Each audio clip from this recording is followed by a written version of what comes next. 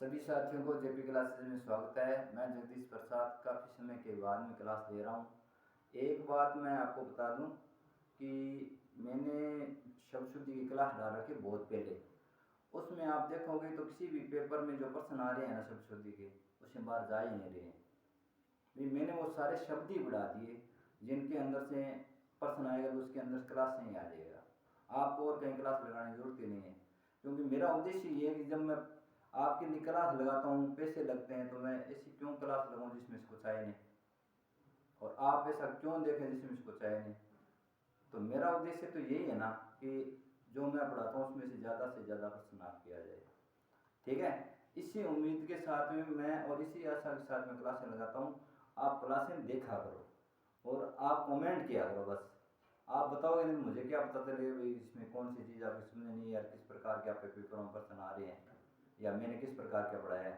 मुझे तो पता है, लेकिन आपको भी थोड़ी बताना चाहिए इस चीज़ का। आज क्लास लगा रहे हैं वाच्य की, छोटी सी क्लास है, ठीक है, इसको ध्यान रखना। वाच्य के बारे में अगर सीधी बात करें तो आप जानते हो वाच्य किसे कहते हैं। जैसे क्रिया होती है ना,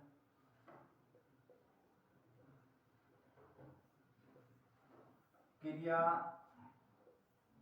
अगर कर्ता के अनुसार है,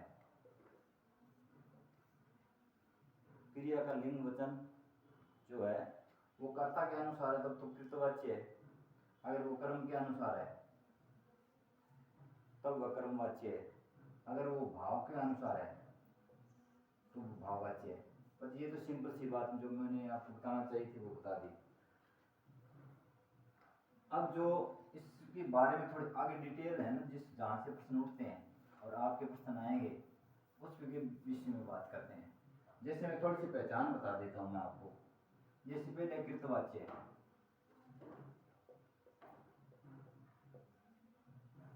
कौन सा वाच्य है? कृतवाच्य है।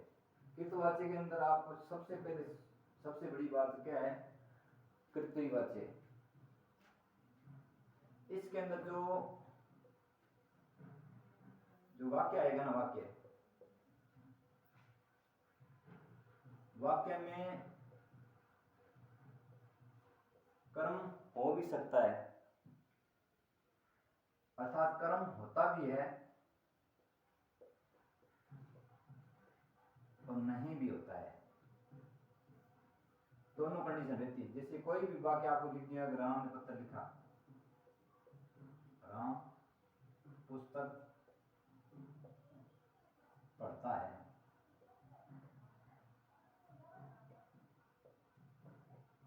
तो इसके अंदर एक कर्म आ गया ना। लेकिन इसमें देखा क्या जाता है कि जो क्रिया है ये कर्ता के अकॉर्डिंग है या कर्म के अकॉर्डिंग है। जैसे पुस्तक है, ये स्त्रीलिंग है,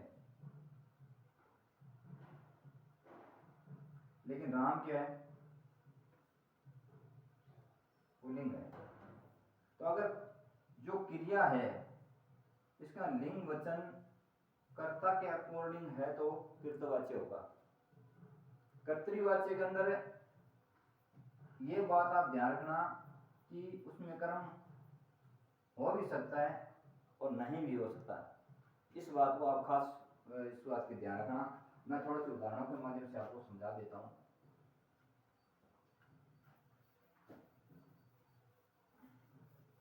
अपने बात कर रहे हैं कर्तृवाच्य की।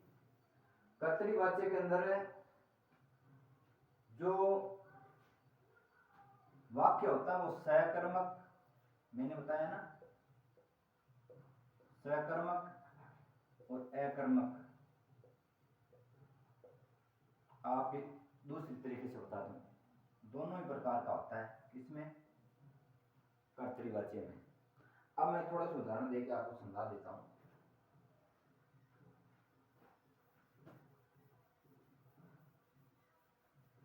जैसे राम पुस्तक पढ़ता है, राम पुस्तक पढ़ता है, राम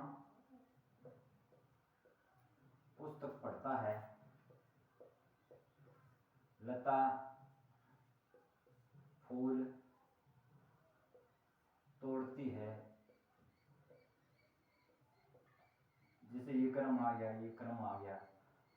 राम पुस्तक पढ़ता है, लता फूल तोड़ती है। और मोहन ने पुस्तक पढ़ी, बात ने नया उपग्रह छोड़ा, बात ने नया उपग्रह छोड़ा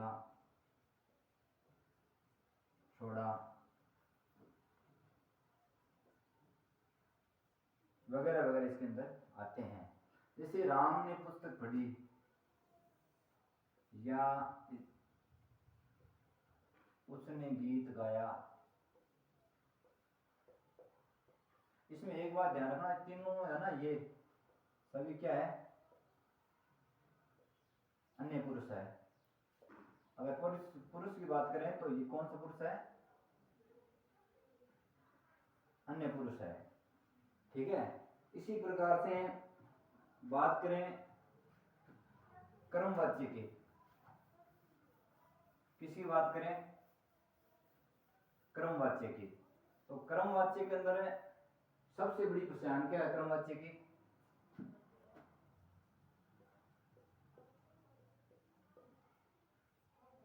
इसकी सबसे बड़ी पहचान क्या है, वो ये है कि इसमें जो वाक्य होता है सदैव सकर्मक होता है।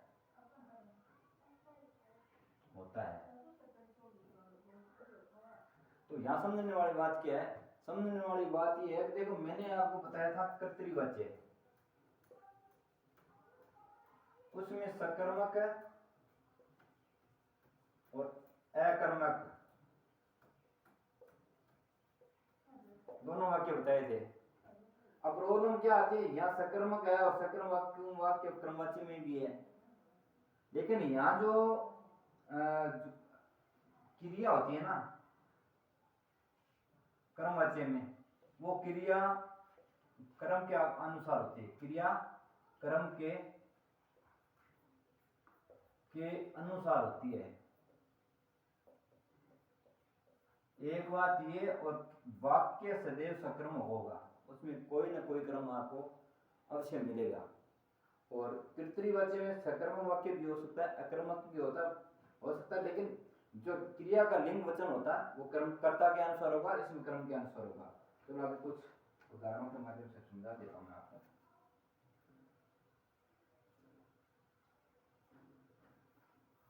जिस वाक्य में कर्म प्रधान होता है वो कर्मवाच्य कहलाता है। कर्मवाच्य के कुछ उदाहरण मैं आपको दे देता हूं। जैसे एक वाक्य लिखता हूं, राम ने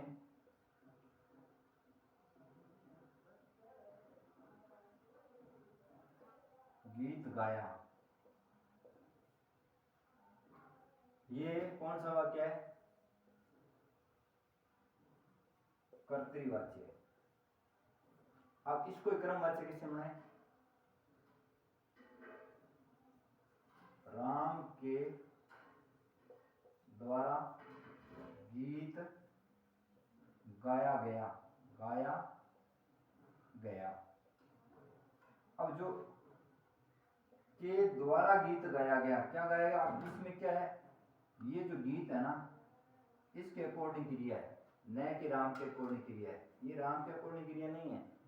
जैसे मैं लिखता हूं, सीता के द्वारा गीत गाया गया।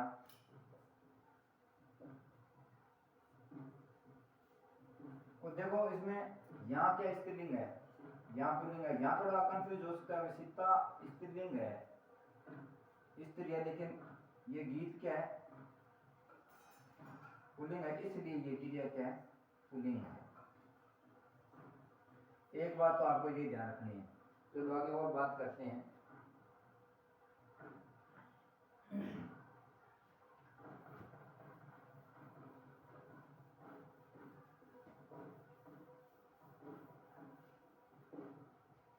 राम ने पत्थर लिखा,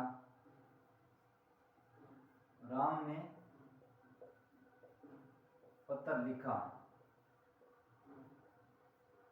लिखा क्या है, क्रिया क्या, पुल्लिंग है। पत्र क्या है? पुल्लिंग है। ये क्या है? कर्म है। ये क्रिया, ये करता है। अब राम ने पत्थर लिखा, ये कर्तृवाच्य है। इसको अगर हम क्रमवाच्य बनाना है ना, तो इसको ऐसे लिखेंगे, राम के द्वारा पत्थर लिखा गया। इतनी बात समझ में आई? बाकी की चीजें हम बाद में करेंगे। आज तो थोड़ा मैंने आपको बताया है कि कल से मैं क्लास आज से रेगुलर करूँगा क्लासें, और जो रीड का जितना भी सिलेबस है वो आपको कराऊंगा, पूरा सिलेबस कराऊंगा। और क्लास के अंदर से जो पर्सन है वो आपकी रीड में उस लेवल में आ जाएंगे। वो उदाहरण में है तो वो लेवल जो मैं इसमें यहाँ जो अचीव करूँगा वो लेवल आपके रीड का वही लेवल रहेगा। और सेकंड ग्रेड में भी कुछ सिलेबस है तो वो देख लेना आप। इसी के साथ जगदीश प्रसाद को इजाज़त दीजिए। नमस्कार।